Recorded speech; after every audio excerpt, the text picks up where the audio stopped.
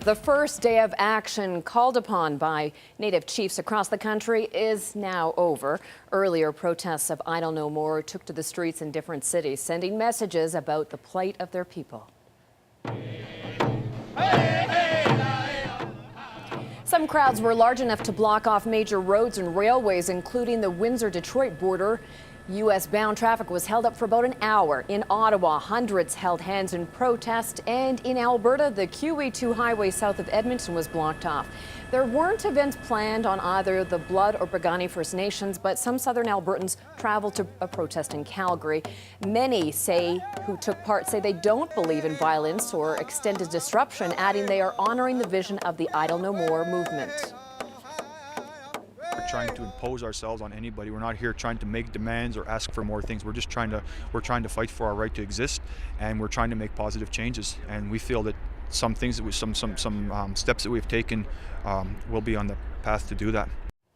Now, the chief of the Blood Tribe First Nation says that he is hopeful. His message was received in a marathon meeting with other chiefs and the Prime Minister last week.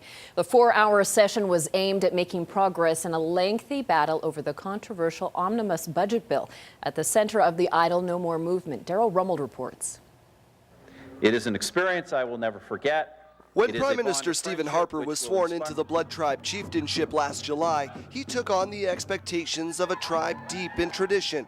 Expectations many now say he's failed to live up to through the proposed changes to Bill C-45, the Conservative government's controversial omnibus budget bill that they say directly affects First Nation communities. Our elders have said, it's his responsibility to live to the standards, and to the benefit, of that relationship between him and the Crown. The damage to the land and water, we must repair these violations. For weeks, they've led protests, blocked roads.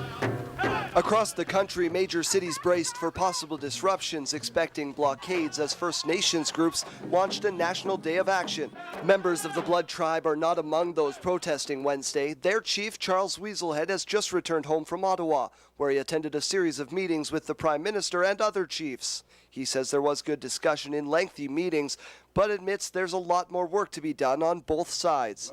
So we will begin that discussion immediately. We will begin to iron out the framework on how we're going to reach and hopefully a positive outcome, that we can renew that relationship. We can understand, where the treaties are. Weaselhead says he's had several calls from younger members of the tribe asking him to rescind the chieftainship honor bestowed upon Harper because of the issues brought forward by the Idle No More movement. But the chief says his elders were very clear. Their protocols do not allow them to reach back and take away the headdress, undo the orca paint, or unpray the prayers. They can only hope he'll soon live up to the expectations they still hold for him on the Blood Reserve. Darryl Rummel, CTV News, Lethbridge. Meantime, there will be an Idle No More protest in the atrium of the University of Lethbridge tomorrow afternoon.